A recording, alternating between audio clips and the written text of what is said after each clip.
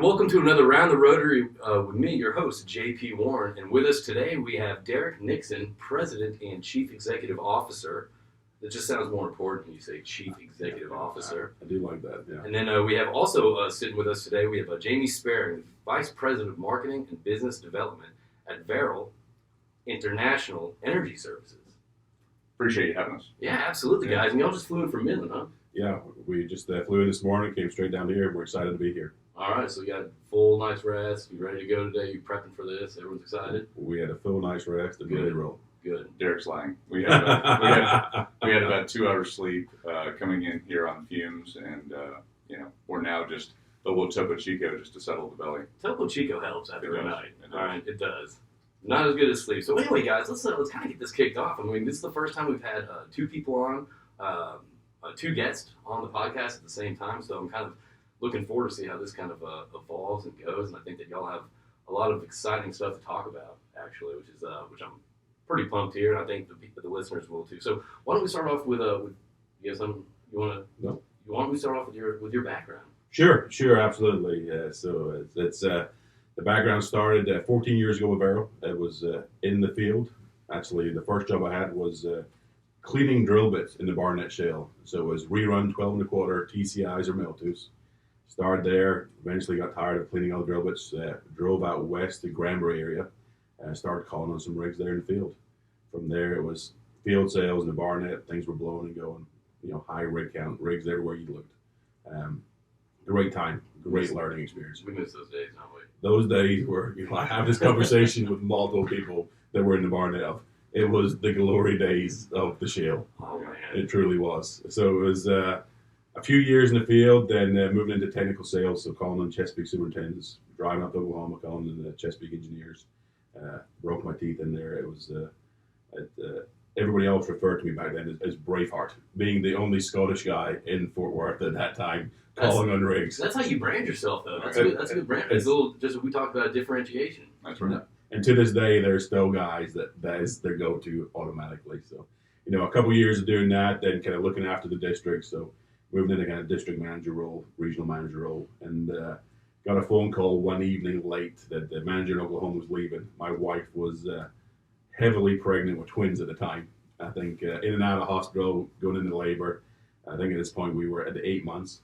Okay. And how old are your children now? I have two boys, Ace and Connor, they're 9, and then I have a daughter that's 7, Bliss. Okay, all right. So 3 kids that keep me extremely busy. I mean extremely. Work's busy, but when I get home, it's really busy. Different kind of busy. So yeah. It was a great time. So we had this conversation, and we're going to move to Oklahoma. Okay. So it's moved up there, again, just kind of starting fresh in Oklahoma, building a network. Had a great time in Oklahoma. Loved it. Really? Loved it. My wife is from Texas. I'm from Scotland, so I didn't see the big divide, so to speak, of that Red River. But for her, it was very real. And she's like, Oklahoma. That was always, being from Texas, kind of, don't touch that. I feel like Texas got the personality of being like, wild. And Oklahoma to Texas. This is just, look, I'm not saying this is my perception. I'm just saying it's like Oklahoma's like mild. Yeah. So she wasn't that excited about it. So wasn't excited, but we moved up there and put down roots, and she ended up not wanting to leave. Really? I've heard Oklahoma's like, once you're there, it's hard to get people. Yeah, it's a great place. It's a great place because it's small and you can go see 5-6 customers a day. Yeah. Whereas in Houston, you got to plan that. That's 50 miles in between customers sometimes. That's right. So it's a different environment, but it's a close knit community. You get friendly with people. You run into the grocery store. You just have that kind of smaller town kind of vibe to it. It was great. Some of my good friends that I know to this day still, operators out there. Oklahoma. So it sounds to me that you've kind of been all over the board. You worn multiple hats. Cleaning drill bits and then sales and just a manager. So how are you going from sales to operations to all these different? Did this present itself to you? Did you pursue this? I'm a firm believer in it's so being from Scotland is you hear about the American dream, so to speak, right? Right. You work hard. Go out, apply yourself, and opportunities arise. And we have this conversation with the side of Varel every day. So you go out there and you perform, you do a good job. There's always opportunity. Right. There's an opportunity to expand yourself. Do better for the business, do better for yourself. And it's you move into these roles probably not ready for them at the time. You just embrace it. Yeah. You lean on people that are knowledgeable. You take advice. You listen. But that's the thing. I mean, I remember, kind of reflect. I've had, I started off in HR actually as a temp, then I went into HSC, then I went to working on the rigs, and I started going to operations. It sounds very important. Country manager of Saudi Arabia. Yeah. Doesn't that sound important? It does. It does. I had like 3 people under me, so I'll take it. So, and then I got into sales, but every time I went to a new position, just as you said, I mean, you lean on people and all that stuff. I had no idea what to expect. Okay. I had 100%. no clue. I wasn't comfortable. It's not even what I wanted to do. However, you're right. You just got to jump in, lean on people, and you're going to learn something, and you're going to get out of your comfort zone. You immerse yourself in this business. There's always somebody willing to teach you. Right. Yeah. Some of the best days I had in my career was, bring some pizzas, 12-pack Coke, go sit in the rig floor. Right. What are y'all doing up here? How are we drilling? What's going on with sliding? Rotating time, just everything. Just sit there for an hour, just listen. And just listen, try Just to absorb listen, it a little bit. absorb it, take it in. It's everything. How did you learn that? I just asked somebody. Well, I remember when I was in HSC, I started reading these old rig books, like, oh, this is the derrick, this is the monkey board. And yeah, I mean, I had an idea of what that stuff was, but you're right. I mean, you don't know until you get your boots on the ground and you actually see that. So then you put your hands up, like, okay, that's the monkey board, that's this, that's that. So that kind of being out in the field and talking to people and getting dirty, that's the way to learn. That is the learning that will set you right for the rest of your career. And it's simple things. It truly is simple. Just go out there and listen. Yeah. And it's some days you see people in roles that have never been in a rig. Yeah. Selling equipment that goes to rig, never been in a rig. So it's great because now, having worked a lot of these positions, you understand the pain points of what people are going through. Right. You've seen it. You've lived it. It's you can relate to it. You can understand everyone's motivations, what's kind of driving them. Absolutely. So let's get back. So you in Oklahoma. Yeah. Can't get your wife to leave. Yeah. All right. Came to Houston. Took directorship with DHP, which is our sister company. So we have Varel drill bits and we have downhole products. Right. They're all under the Varel International Energy Service brand and name. So it's DHP is a very strong Eastern Hemisphere company. Long time established offshore, high-end centralizers, float equipment, ring machines. Okay. No presence in the U.S. at the time. So we set up regional offices. We set up distributors in Latin America. So go down to Latin America for a month, immerse yourself, and just learn. That's again. miserable. Yeah. Yeah. It's the wine in Argentina is phenomenal. I've heard. So you're trying to build this Eastern Hemisphere. You're trying to bring that over to the Western Hemisphere. Yeah. Okay. Yeah. So it was also a struggle because it was such an Eastern Hemisphere oriented company that the U.S. market is very different to how they operate overseas. Just night and day difference of how they approach the planning. Everything's well planned in advance. Where everything's here is very fast paced, day to day, month to month, well to well. Right. So it was bringing the great technology we had there across the U.S. and using the network that I had in the drill bits to be able to sell the regional offices throughout the U.S. Okay. So that was a great experience there. Again, learned a lot being in Latin America. Yeah. Understanding of all the red tape you run into and just different economics. Getting money out of there and all the rest that goes into it. That's just like anywhere, though. I mean, doing business anywhere. I mean, is kind of a very different culture, a different mentality. I can imagine. So it was a great learning experience. Just getting that first international experience, you learn a lot and you learn fast. Right. So from there, the opportunity presented itself to be the vice president for downhole products. So looking after global business, all the sales operations, engineering, manufacturing, finance, everything globally. Wow. And it was a great opportunity. And it's a lot of the original founding people at DHP had left, so we created a whole new team, brought in new people, and kind of start from fresh. And how was that? I feel like if there's a mass exodus of people coming in to bring new people on, the culture's going to change. The culture changed massively. Okay. Because it goes from that kind of one person making all decisions to let's empower people, let's work collaboratively, okay. let's build this together. We've all got skin in the game. It's important to all of us. Let's work together. And collaboration is a massive part of what you do to be able to become successful. No one person can do it all. Yeah. The greatest philosophy is you also want to employ and have people around you that are smart than you. Yeah, I was going to say you want to surround yourself with smart as people. So it was great. We took that business from 40 million in 2018 all the way to 80 million last year. Wow. Over the course of 2 years. That's impressive. So it was a massive growth story. Just we were learning so much as we were growing so fast. And then Varel International Energy Service was up for sale, so we had this opportunity. There was Blue Water Energy, which is our partner on the private equity side today. Okay.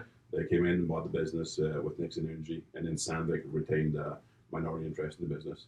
So this all happened in March. So it was wait, March? Yeah, this year. Here are the keys to the castle. Yeah, which feels like either yesterday or 3 years ago. correct. There's been nothing. Yeah, I mean, Groundhog Day since then. Well, what sucks is, I mean, people call you and say, "Hey, man, what you been up to?" It's like, dude, absolutely nothing. What do you think I've been up to? Yeah, I haven't done the same thing as you. There's no restaurants, there's no movies, no shows. It's like sitting here, Exactly. same thing, day in, day out. So we have this long-standing joke internally. It's like, buy a business, become a CEO. It'll be great fun, and it has been a lot of fun. But March was a difficult timing, right? The world is just going through everything. Right? Yes. Oil prices is crashing. Rigs are falling off every single day. Pandemic going on. Just all these things you can't control. Well, then you get kicked while you're down, and oil goes negative 37. It's like, Jesus, come on. So we had big plans to come in and change the business and reinvigorate ourselves, bring in new people, such as Jayme, who's bringing a lot of experience to the table. So we've been able to do all this during this downturn. And, there's a lot to be said of when things are a bit quiet like this, it's a great time to get your house in order. Right. Make sure you have the talent, make sure you have the people, make sure you have the strong base to be able to grow this business off.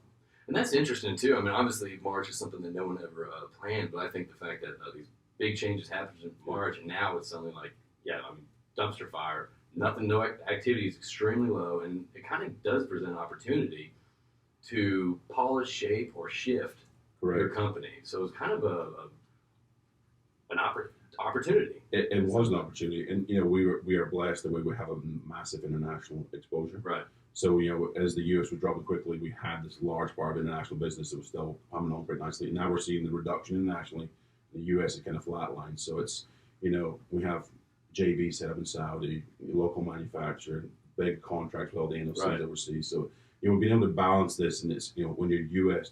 and that's your single focus, it can be extremely challenging in these times. Oh, you're dependent on external factors that are out of your control. Right now. Yeah. So it's we had this unique opportunity to create the new Varel. Okay. And it's and that comes down to the people, the culture you want to create, the disciplines you want to be great at. We can be it all to everybody, but we can be really, really good and the best at what we do in certain parts of Wales. Right. And we want to be well construction that you can count on every single day. I want to hear about this new Varel, but before we do, I feel like we got James in here without even saying a word. No, he's doing a great job. Oh, he's doing a great job, but I want to hear about you a little bit. Then let's just kind of start shooting the shit. So tell us about your background and kind of what brought you here. Yeah, sure. So Texas boy, born and raised for the most part. Where in Texas? Started in San Antonio. Okay. And grew up early years around the Metroplex of Houston. Ended up going to university here in Houston at Rice University. Had about a 4.5-year hiatus in professional athletics, which turned into a bunch of great stories at parties and a bunch of scars on my arm. So once I retired from athletics, went into the oil field, woke up and out in Kilgore, Texas, on a coil tubing rig, wondering what happened to my life. Wait a minute. Okay, so you went from playing ball to suddenly on a coil tubing rig. Well, at the end of so that would have been early 2004. And at the time, I mean, my resume said professional athlete, had these degrees, but regardless, I mean, no real experience at the time. The oil field was bullish enough to be able to get into at that age. Okay. Knew the right people, had the right conversations. For me, I wanted to learn it and understand it for me to be credible. Was out there, but I was just not meant for the field. I was the guy asking way too many questions, annoying way too many people. That company at the time brought me into the office, went into inside sales roles, and did a variety of different things. That company was immediately bought by Barco. Okay. Ultimately merged in with National Oil Well, which gave me about almost a 10-year career in NOV, variety of different capacities from drilling rigs, downhole technology, well intervention technology. So you were exposed to the whole product line pretty much. Yeah, a big gamut. That whole experience with NOV was fantastic. As you know, what an incredibly strategic and dynamic company around the world. Yeah. And during the time I was there, it was massive growth, over 200 acquisitions, a lot of integration, a lot of experience. And most of my time there was in commercial leadership type roles, sales, marketing, business development. Okay. And from then I transitioned over to scientific drilling, where I ran the commercial side of scientific globally there right at the beginning of 2011. So great time in a very unique, privately run, fast growth, independent business globally. And so we built that business from what was about 200 million to about 750 million at the peak. And then 2014 hit. And so we start to see a little bit of a glimmer of what a new, interesting downturn could look like. It was a big consolidation play of oilfield services. So myself and 4 others joined partnership with private equity, and we founded Rubicon Oilfield International in 2015. Tremendous experience, lots of acquisitions, consolidation, and ultimately, built a large downhole products manufacturing business, which is, still healthy and building today. And in you did this in 2015, pretty much during the downturn. Right in the middle of the downturn. So, okay. Had a lot of invested capital to go out and deploy into strategic acquisitions to build, one large global business. Okay. I mean, everything we went through, Harvard Business Review could probably do a case study on everything. Lots of time, energy, blood, sweat, and tears built into, building a large business. And then, and of course the narrative was to be able to build a large, credible, professional business poised for growth. Yep. 2018, 2019 would start to, really recover both domestically and internationally. We'd get back to $70 oil, and all of a sudden that business would really hold a lot of equity. Well, of course, that narrative never happened. Mm-hmm. We continued to remain in the glut of a downturn. And so in June of 2019, I transitioned out of Rubicon and had a year hiatus really to explore myself as an individual, a leader, a family man, reconnecting. Because hitting pause, pretty much. Yeah. Most of my life's been living on an airplane for the last 16 years, and really subordinating a lot of personal and family stuff to the job, as we all do. And about 11 months of badgering during that hiatus, and I was consulting, starting a few businesses. And at the time, because Rubicon was in competition with this business today that Derek now runs, and he and I had known each other for a few years, and his first attempts did not work, as I was really focused on, more personal things, having a little bit of fun and pressing pause, as you say. And, enough badgering and really enough true conviction where I saw what a unique and extraordinary opportunity that Varel has in front of him. I came on board in June, and it's been a hell of a lot of fun. So June of this year? June of this year, yeah. So I've been with the business for 3 months. Okay. It feels like years because there's already been a lot that's been done, and there's a lot more to do. But man, what a tremendous time to start in a growth business when we're surrounded by some of the worst environments imaginable. But that's the thing. That's what I think's so interesting right now is people are always thinking, let's go back to how it was, the new norm, did it all. Nobody knows what it's going to look like. So I think it's an excellent opportunity or threat if you don't evolve or adapt. I mean, because it kind of levels the playing field. Yeah. It does what's going on right now. And there's so many things you can't control right now. So you have to control the things you can work on internally. Make sure product's good, make sure the quality is good, make sure you have the right people servicing your customers, and make sure you build this culture where people are energized and want to be here. So when you say the right people, what are you looking for when you say right people? Are you looking for people that already have the knowledge or have the connections or are coachable?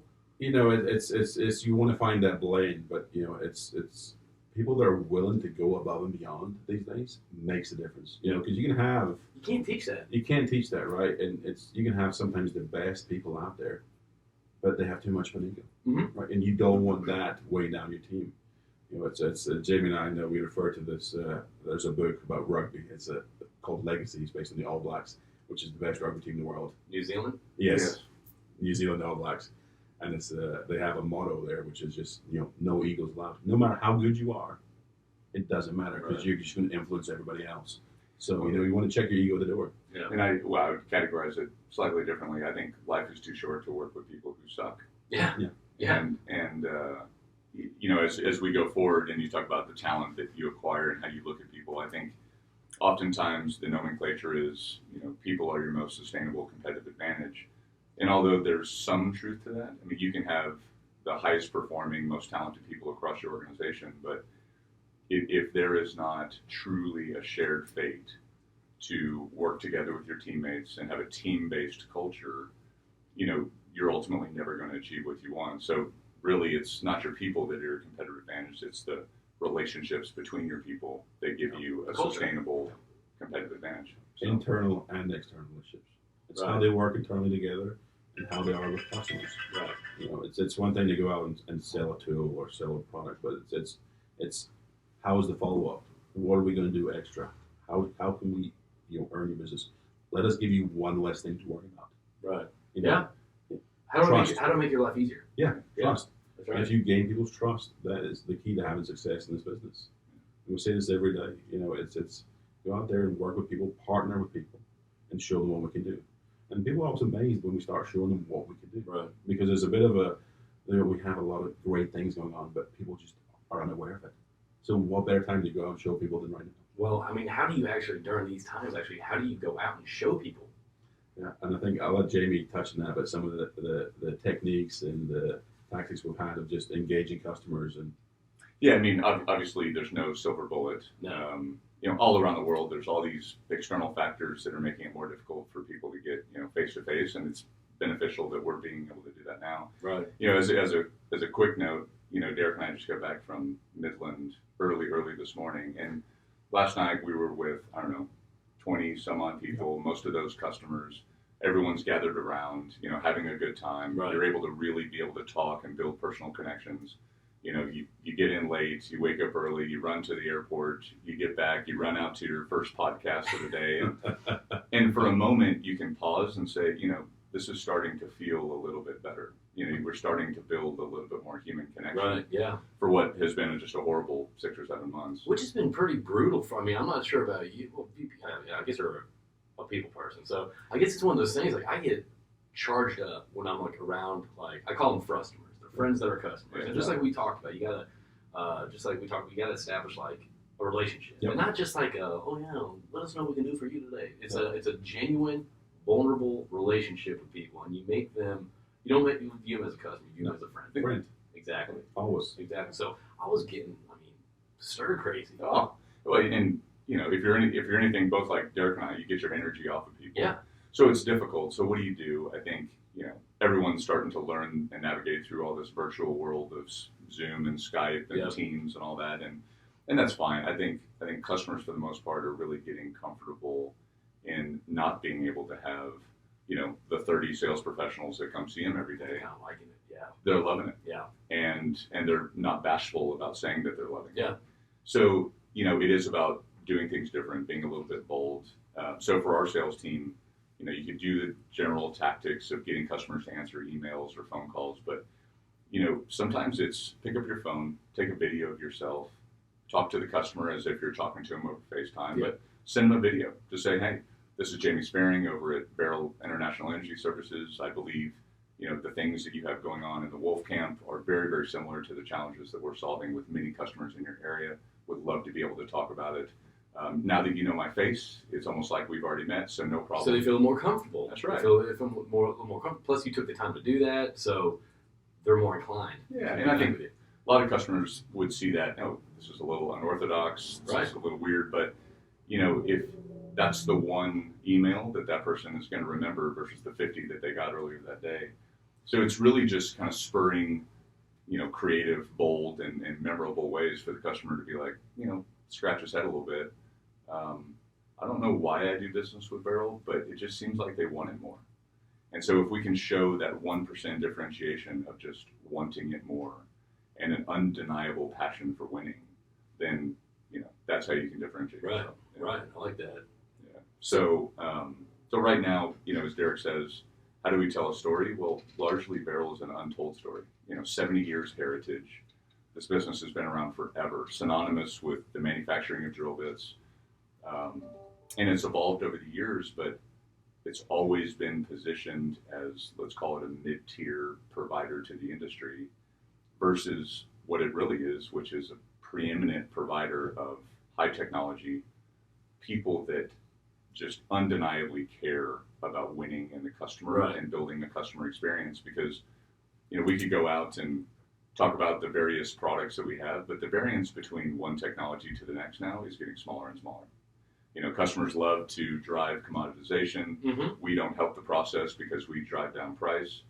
And so talking about products, it's white noise to customers. Yeah. So for us, how do you monetize your value? You deliver them a customer experience that makes it one less thing to worry about. And you're right. And with these, with these services or these products that are becoming commoditized, it's one of those things where it's like, okay, well, if we're all selling the same thing, right? I'm not saying your product is the same thing, but I'm just saying if we're all selling the same thing, how do you stand out? How do I stand out versus you? How do I stand out versus you? Yeah. And I think you're coming up with creative ways to get in front of customers, and I think I'm hearing a lot of team talk. Like that's kind of winning teams. Like these are kind of like buzzwords that I'm hearing about y'all's company.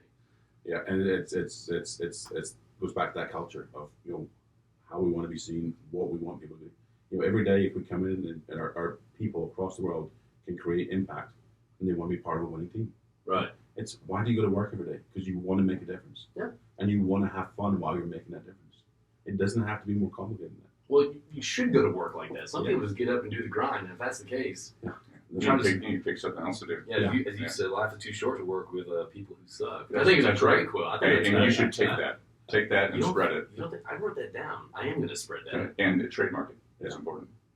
Okay, I'll let you do that. Yeah, the All Blacks take it one step further, which I don't know that the language content's appropriate. That's a problem.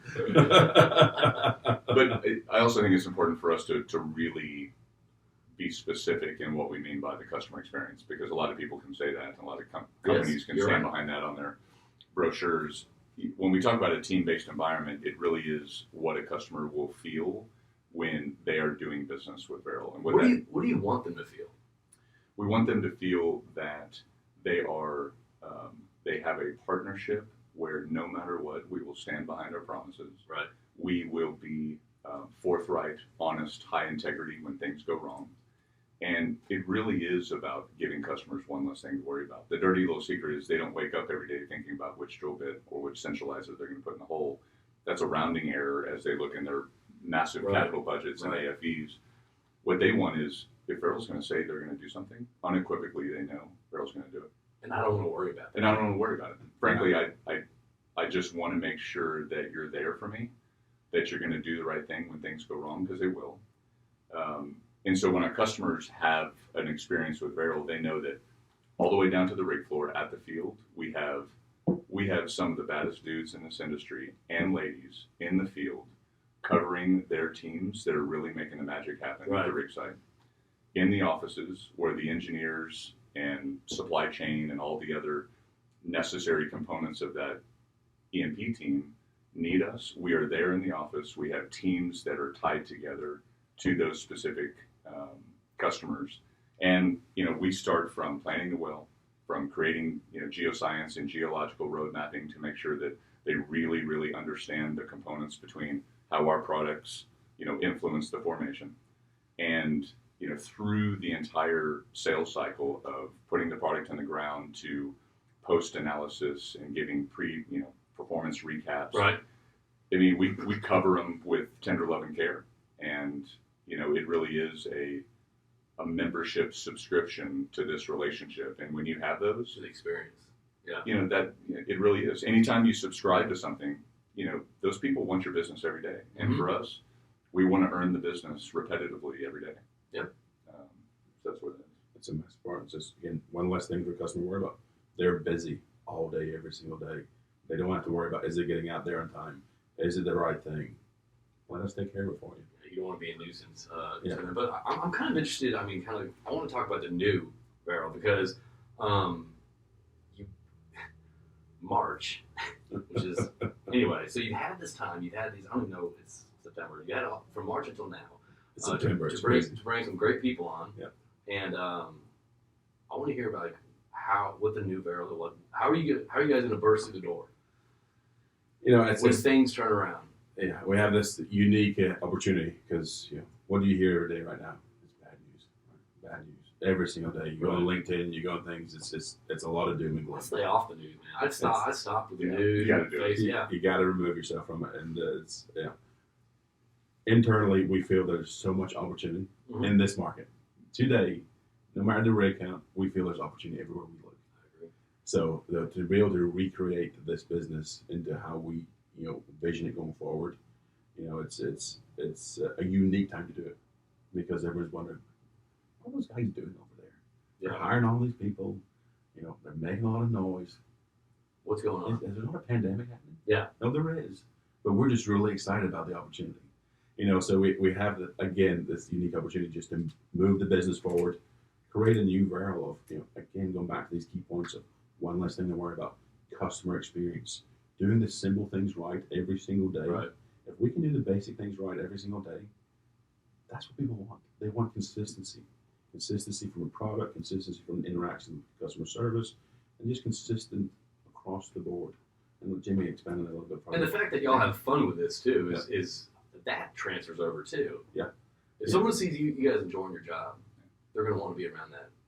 They're gonna get that energy from y'all. So that's part of it too, just having fun with it. It is, and it may be a little bit cliche to say one of the massive differences in how this new enterprise is going to redeem and really redefine itself going forward is it is about the people. We're still a leader in manufacturing of downhole products, but we're investing in that space, so we're continuing to expand engineering and R&D capabilities. We have our core competency of manufacturing, so we're putting the necessary machinery and technology to advance us through innovation to make sure that we're driving products through the door faster with better lead times and better quality than anyone else. But aside from that, again, this company's been here for 7 decades, so 70 plus years is the heritage. And so much of it is already ingrained in what we do. But the thing that we can control is the people that we put in front of not only our employees, but our customers. So leadership matters. And, Derek, first time CEO, started in March. One of the reasons why I decided to come here, and I was blessed with being able to kind of review a number of options, is, Derek's never been to CEO school. So he doesn't have the scars and the preconditioned notions of how to lead and a playbook of what to do. It's surrounding himself with a lot of people he trusts, Right. But an unequivocal, inherent way in terms of building trust with people. And so that was largely the reason why I decided to come, build impact, be a part of a winning team, and join a leadership team that is just extraordinary. Well, I mean, meeting you, it's this is the first time we've all met, by the way. You're right. I mean, it was very casual, and that'd be fun to work with. Yeah, you'd be fun to work with. It's the way we treat, Jayme, myself, the interaction with yourself, or anyone is the same. We talk to the guys that are working the floor, running machines. It doesn't matter. Yep. We all have a role to play, and be it the role of the CEO or the role is looking after the warehouse. It's all important. It is. So as we start thinking about this time, we have new investors, you have a new leadership team, you have all this tailwind to be able to do something with this business. You have 2 irrespective businesses that have been separated by design, where you have Varel drill bits and you have downhole products, casing hardware. Right. And for years, they've just worked autonomously, not sharing tribal knowledge, not sharing customer relationships, not sharing opportunities for growth and synergy. So what a perfect time to be able to integrate all of that into one enterprise. And so the decision's been made to build one global business, rebranded, fundamentally rebranded, a facelift, if you will, and a redefinement of who we are going forward. So that soon there will be a large external campaign, if you will. That's exciting. So it'll be a big name change for the organization. Colors will change. The way we look, feel, talk, our narrative, our messaging will be very different. And it really is less about the awesome products we put below the rotary, because they are. I mean, our business is already synonymous with consistency and ingenuity, but it is about the strength of our customer experience that we'll start talking about, and the capabilities of being a core manufacturer around the world is what we'll talk about, and we'll do it with a lot of firepower behind it. It's been an untold story. This is going to be a 2.0, huh? This is exciting. It is an exciting time inside the business. So this is the soft launch. So wait, so you said 7 decades, 70 years, right? Yeah. Okay. So when was it founded? 70 years. What was the actual? It was in the 40s. This is my point. Yeah. Did y'all listen to the one with Justin Finley with Fesco? Didn't. I think I'm curious. So since the 40s, he said that's 9. What do you say? It's 9 decades. It's 7 decades, right? Yeah. Okay. All right. Just making sure, Justin. If you're listening, we're gonna have you back on. We're gonna do a little. We're gonna have a decade off. Yeah. We'll figure it I'm out. certainly not the best at math, but it was definitely in the 40s, and That's it's been my about point. 7 That's decades. my point. Yeah. But no, I mean it's and the evolution of this business has changed with so many owners and so many different investments that have ultimately brought us to where we are today. And one of the commitments in this large new vision and rebrand is to still preserve all of the success factors that has made it to be an extraordinary business today. Right. So it's not completely getting away from the things that still make it awesome. It's still preserving that, but it's also taking the opportunity to really tell a new story, to get ourselves, but our customers excited about something positive in the industry, because people just want to attach themselves, especially right now, to things that are positive. Yeah. They want to be around people that are excited about something right now. Good vibes only. That's That's it. right. You can go ahead and continue. So I got a question. So with all this change going on in the external environment, people are very hesitant for change. And suddenly you talk to your team and you're saying, hey guys, not only does everything suck right now, but we're actually going to change too, for the better though. But I mean, how do you communicate that and also keep the culture without people? Because I mean, some people might be thinking, okay, well, if they're changing this, I might not be useful to the team anymore. How do you communicate Internally. the culture, the change, hey guys. So I think transparency is key. Okay. Be honest with your employees. Tell them what's happening in the business. Let them understand the fundamentals of why we make decisions we're making. It's Jayme had encouraged me in March to start doing these video updates. So every week or every other week, I send them maybe a 2-minute video update to all the staff globally, All right. internally. Just here's what's going on. Here's some wins. Here's things we need to work on. And just to show it's I'm just like them. I'm sitting at home. I got kids in the background, the wife in the background, just like they are. They're actually horrible because he has no idea how to use an iPhone for video. Is it like the one of your grandpa? Yeah. It's like straight up the nose. Yeah. Bad lighting. You got kids coming in, you're like, hold on. But that's what's authentic, right? Yeah. I mean, No, absolutely. It makes you human. You're not, this stuffy corporate, CEO. But No. also you're communicating with your employees regularly. It sounds like. Exactly, and that has been the message, and we will continue to do it. Be it now through this remote period, so to speak, but just going forward. And then we've set up new initiatives with the drill down as well, as far as educating people of who all the new people are. A little bit of personal information about them. Things you like to do, and just going through the organization and just telling the story of who we are. We're regular people. Which is exactly what this podcast is for. Yeah. I mean, there's a lot of technical podcasts out there. There's a lot of podcasts, forecasting or just saying it, just Friday. This is more about telling the story. You're getting another person behind the role, which I think is crucial. 100%. Because right now, you can't go see people in Saudi Arabia. You can't go see people in Asia. So, what do they know about myself? What do they know about Jayme? What do they know about the rest of the new executives?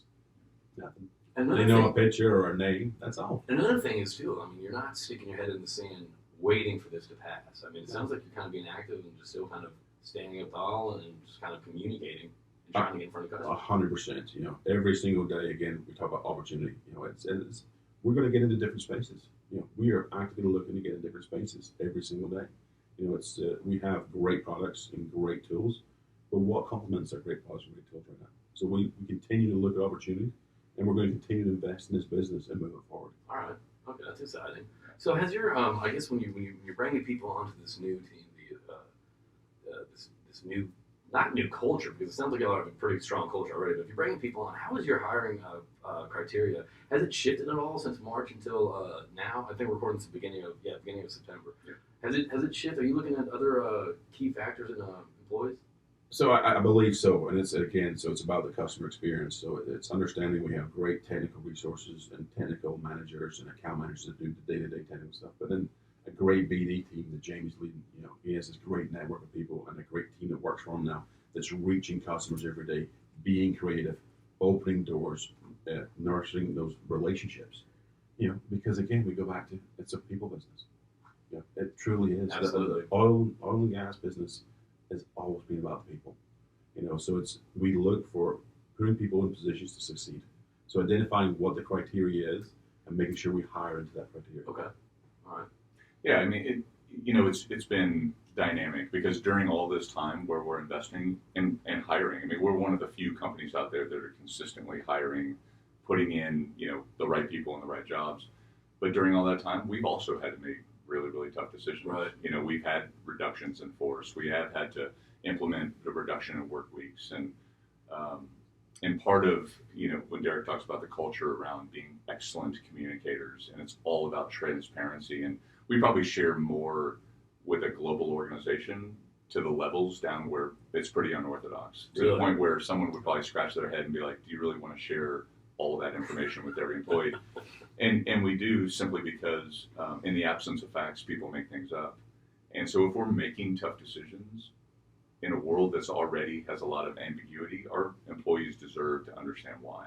Right. And so Derek does a really, really good job of getting on a video and us doing a lot of Skype calls with all our employees to really just walk them through the story of our thinking. But when it comes to hiring, there's so many people. It's unfortunate, but there's so many just tremendous people in this market that are looking for jobs. So it's less about looking for technical competencies and if this man or woman is capable of this job, because they are. I mean, there's a lot of awesome people out there, but it goes back to, we only want to work with people who don't suck. Yeah. And a lot of the thought process around hiring is around a cultural framework. So, you say, yeah, the culture's been around for a long time. It is changing quite a bit because we are redefining that even though we have these components of things going really well, we want people that have an undeniable passion for winning. We want people that care about their teammates more than they care about their boss. We want people to, but not just say it, but truly make that choice every day. Walk the walk. And be that. Yeah. And that's very difficult to say and proclaim and then actually do. But it really starts with the leadership team. So we have to protect, ourselves as teammates. We have to have our brother and our sister next to us and really, be a strong team and show the employees that this is what it looks like to be high performing. Guys, I'm kind of because I don't want to lose this thought. So I've just kind of talked about Justin Finley with Fesco, and previously it's not released yet with Austin Bryant with Faith. I love getting guys like you on this podcast because the fact that y'all are speaking more about your employees than any product or any customer or anything like that tells me, and hopefully tells the listeners too, that y'all do give a shit. Y'all care, and it's about the employees. It's not about the external employees. It's about who you have on your bus right now. It's 100% accurate. And, you hear all this cliche of this family environment, but you truly want that, and you want people there every day that will look after each other. If someone's having a bad day or rough day, then someone's there to pick them up. Yeah. Jayme and I talk about sports. It's important to both of us, right, background-wise. And that's how you have that energy and that commitment to each other. Right. If you have that commitment to each other, you're for sure going to do it for the customer. Yeah, and I think,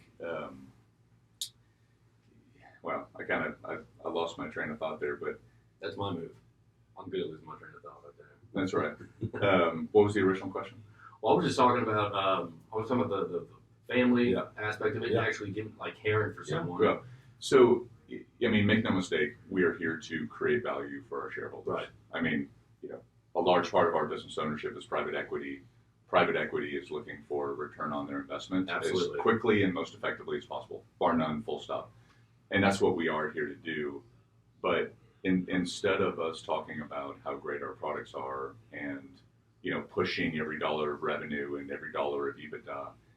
If you don't have your employees waking up every day, making a choice to be excellent, to have your teammates back, and to go the extra mile for your customers, you'll never produce the EBITDA multiple that you're going for. You'll never produce the revenue and return that your private equity is looking for. So it has to be driven by people. It has to be driven by leadership. And that's the angle that we've chosen to take versus, just to continue to bulldoze our marketing around just our products. And plus also that, if you think of a company like, Southwest, like 10 years ago, they had great people. You recognize companies for their culture and for their people. If they're ambassadors of your company, not just from 9 to 5, I'm talking about the weekends and like they care about that company. That's what kind of sets a company different than the others, in my opinion. It's that competitive advantage. Right. When you talk about that competitive advantage, and again, not just the people, but the relationships internally and externally. Right. And because the internal relationships are just as important as the external ones every single day. The interaction we have every single day with executives or with sales guys or manufacturing team, whatever it might be, those are going to be the key to our success moving forward. Right. And we truly see it every single day. And people are now feeling the importance. You go out there and you sit down and have a conversation with a guy that's packaging tools. What can we do better? Yeah. How can we make this better for you? Do you have ideas? If you got something to add, stand up and say it. Yeah. It doesn't matter what position you are in this business. If there's things that we can be doing better, we want you to Let's stand do up it. and say it. Because we can't see everything. Huh? You can't sit up here at the executive table and say, hey, this is what we're going to do. We want feedback. Yeah, absolutely. We want to trust our employees to give us that honest feedback. Absolutely. Yeah. So, make no mistake, there's still a big challenge in front of us. We have no idea what the end of this down cycle is going to look like. And so we have to continue to find ways to create value, through that, through this next cycle. And so right now, all we can focus on is kind of small, simple steps, smaller goals to be able to achieve things that set our employees up for success. And, instead of putting a grand vision in the future, a flag in the horizon to say that we're going to become number one in XYZ, there's just too many unknowns out there. Or just even shutting down and not even communicating. It's like, well, we're not going to move forward with this. We're not going to move forward with this. We have to wait to see the market kind of stabilize before. No, it's like, okay, well, we can't control that. Let's start doing something. Nothing happens until something happens. Right. And so instead of talking about what we're going to be 1 to 3 to 5 years, it's what are we as an organization going to do in the next 30 days to advance 1% better than we were last month? And that's all we're caring about is what is the organization going to do in the next 30 days? So it's small, simple steps, and that's what creates sustained motivation is when you put things in front of you that are so easy that it gives people the ability to achieve it every time. Right. And again, it's when you can remove tasks that are not adding value. What are we doing right now that we shouldn't be doing? Yeah. Let's have an open, honest conversation. Yeah. Those are things we're working on that we shouldn't be working on. Let's take them off your plate. Let's focus on things we control. Let's do the most important tasks every single day, and let's do them great. Yeah. It's a simple philosophy. It really is simple. But, we often, cloud it up and screw it up oftentimes as a leadership team because you want to build lists of initiatives and, you want to go off-site for 3 or 4 days and build all these strategies. And at the end of the day, the real world hits right in the face. And what is, was it George Foreman or Mike Tyson say, you have a strategy up until the point where you get knocked in the face. And so for us, it's not about managing initiatives. It's about leading people. Right. And giving them a clear enough environment and a pathway to be able to achieve things right in front of them.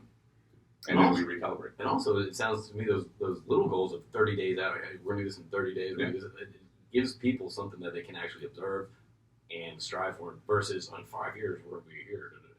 That's great, but what can we do today to get there? You've got to be able to live that and see an opportunity here and close it out and move on to the next one. That's right. Consistent. And after that 30 days, you celebrate the hell out of it. Yeah. The things you did. Absolutely. How many stories you hear about celebration of success right now? But everybody's, no matter the industry's in a terrible place, but there's a lot of great things going on. But you don't hear about the success. One of the great things we want to do internally is celebrate success. Yeah. If there's a great win, let's talk about And it. don't feel bad about it. Let's Don't make feel some bad mistakes about and have a celebrating. beer. Yeah, absolutely. Yeah. Feel good about it. We've done a great job. Let's be happy about it. Let's recognize the people involved and put it out there.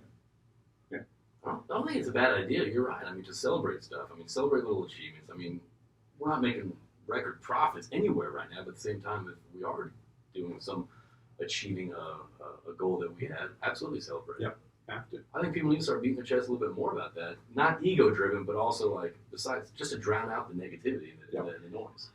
But, I think we talk about ego all the time, and ego often stifles good leadership. But I also think that an organization can have a team ego that is just undeniable confidence with a brush of humility. That it's not personal ego. It is, we are so confident in this team. We are so confident in our products. We are so confident in the execution of what our people can do that, we are the best and we are capable. And it's standing in front of a customer and having a team ego and a wave of confidence that says, we deserve to be here. We deserve to be your partner. And we're going to show you. We're going to actually stand and deliver behind our promises. And I think that ego is okay as long as it's based on teams. Yeah, pride. Yeah. I mean, For company sure. pride. Absolutely. For sure. Yeah. It's a great thing to have, is that company pride. And again, you go back to people, you want people here that want to be here. And they're proud to be part of the Varel, the new Varel going forward. It's a great opportunity. I say this every day, and Jayme have these conversations, like, it's Monday, it's Friday, and all of a sudden it's Monday again because the weekend's busy. You're like, where's time going? Yeah. Because but again, it's every single day, sit back and go, we accomplished a lot today. It was a great day. A great day. How excited are y'all about the launch, the relaunch, I mean, you don't have to get too much into it. I kind of want to hear y'all, because that sounds pretty exciting in these times. I tell you all the time, as my wife says, you're always smiling. Like, I have this smile on my face. I'm really, really excited about the launch. That's awesome. It's a new day, so to speak. And I think people internally want something. They're looking forward to this change. We've been working on it, and slowly it's coming out to the organization, and things are happening. We have this big internal launch for next week. And, Next Tuesday. Things are kicking It's up. next Tuesday this happening? Internally. Internally. Okay. Internally. So it's, but the organization's screaming for it. They know something to be working. So what is it? I want to be part of There's this. a lot of excitement. I'm excited. Yeah, Really excited. And it's and I am genuinely just excited with the opportunity ahead. Be it the rebrand and everything else going on. I mean, make no mistake, a brand is a very emotional thing to people, to all of us. Yep. Right? It's our identifier. It's who we are. It's what we stand for. And so next Tuesday, the strategy is we'll roll this out internally, really walk people through the narrative as to not only where we're going, but how we're going to get there through this brand. And all of the external big launch is hinged on the new website. So that's in rapid development now. Okay. We don't want to externally launch it until the website's ready. Right. So, but that also gives us about 45 or 50 days to practice our narrative, to condition the organization, our employees, to be ready when the customer says, "What in the hell is all this new stuff you guys have splashed all over social media?" I don't recognize this. Yeah, that's not your color. Yeah. But immediately our employees will be ready to respond to that. Right. And It's like a sales professional going into an office, driving a car. What is that? Yeah. Tell me about it. Yeah. Tell me the story. Yeah. We've got a great story to tell. Y'all changed? What's going on over there? New management? No, actually, it's not. Yeah. It's that unique opportunity to tell a story about what we're doing. It's exciting. It truly is exciting. Wait, so the one thing you mentioned, JP, is as an example, a customer may say, new management, same management. One of the things that is a really unique story for customers is it is unequivocally brand new management across the board. Nearly I guess it is. nearly everybody on the leadership team is brand new to the organization, and I would even say, the director, manager, kind of mid-level managers across the board. We've given new opportunities for people that have been in the business for a while, but now they're in positions that, it's time for them to shine. Right. People have been high-graded and upgraded and promoted in some cases. So for the most part, it is a brand new business with a new view towards creating value. I think one of the fundamental things that will come out as a part of our strategy forward is, we do provide products, we do sell products around the world. Right. But one of our true core competencies is precision manufacturing. So we have a massive footprint, nearly 600,000 square feet around the world of manufacturing of our own technology. But when you think of just the world in general over the next 10 years in oil and gas, there's going to be a lot of consolidation of the needs in oil field services. But we see that it doesn't matter how oil prices are handling or commodity prices are holding, wells are getting longer, temperatures are getting hotter, pressures are getting higher. And so the need for downhole products, the need for retooling the industry for new and better and more products are going to be there, which means those who really know how to manufacture will thrive in the future. Right. So not only for us to be a seller of products, we want to retool the industry by being a contract manufacturer of even our competitors, a contract manufacturer of customers, and to private label products and technology for others that aren't even ours. That's pretty interesting. So a strategic shift more of being a manufacturer to the industry versus just being a competing drill bit. Yeah, a competing product sales business. Right, right. So, and then it's the opportunities kind of create itself with the environment of, we can't all continue to do the same thing we do every single day. We have to find out the things we can do better, more efficiently. How can we lower the operator's cost? Everything. It all goes into it. And again, Jayme touched on, we have this massive manufacturing expertise. Right. So let's use it. Yeah, absolutely. So, Phyllis, I know that we're coming up on almost an hour here. Am I not bringing something up that we discussed before that you guys are going to want to bring up right now? Or have we covered everything? I think we've certainly covered a lot. Right now we're just in this phase of massive transition. And even though every day we have a job to do and every day we have customers to serve, in the background it's almost just this quiet swell of things that are about to explode for this business over the next couple of months. So for us, we just appreciate the opportunity to come on, hang out in this awesome studio you have and just, talk a little bit about, some of the fun we're having. Well, man, it's been fun for me, guys. I mean, I love talking to people that have so much pride in their company, that it's not ego, share pride in their company, and that they truly do value their employees, and their employees are their company. And it's just good talking to y'all too. Do you guys have any messages to the audience listening right now? Jimmy, I mean, for me, I think it goes back to, we're in a pretty difficult world right now. This doesn't need to be reiterated. Whether you see it on TV or you talk to your friends, everyone's going through a similar challenge, but it's all different for everyone. But, what I give advice to almost everybody is just take time to take a breather. Don't put so much emphasis on having to find that new job today or having to, work harder in the organization because you feel unstable. You can't fulfill others with an empty glass. So it's taking a breather, don't take yourself so seriously and just, recharge. Right. Recharge, think about your physical and mental health and just think about small, simple steps in the direction that you want to go.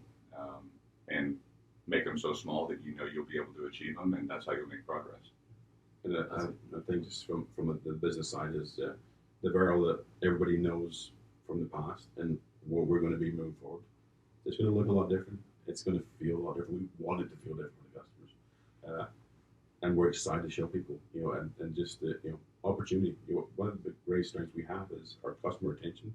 People that do work with us continue to do work with us all the time. It's just that first opening the door. Yeah, you give me one shot. Yeah. I guarantee you're going to be my customer. Exactly. Guarantee. Exactly. Yeah. And allow us to show you why. Yeah. Right? Absolutely. So just creating that opportunity and let us tell you the story of what we've had that didn't work and what we're trying to do now to address everything. I'm looking forward to the new launch.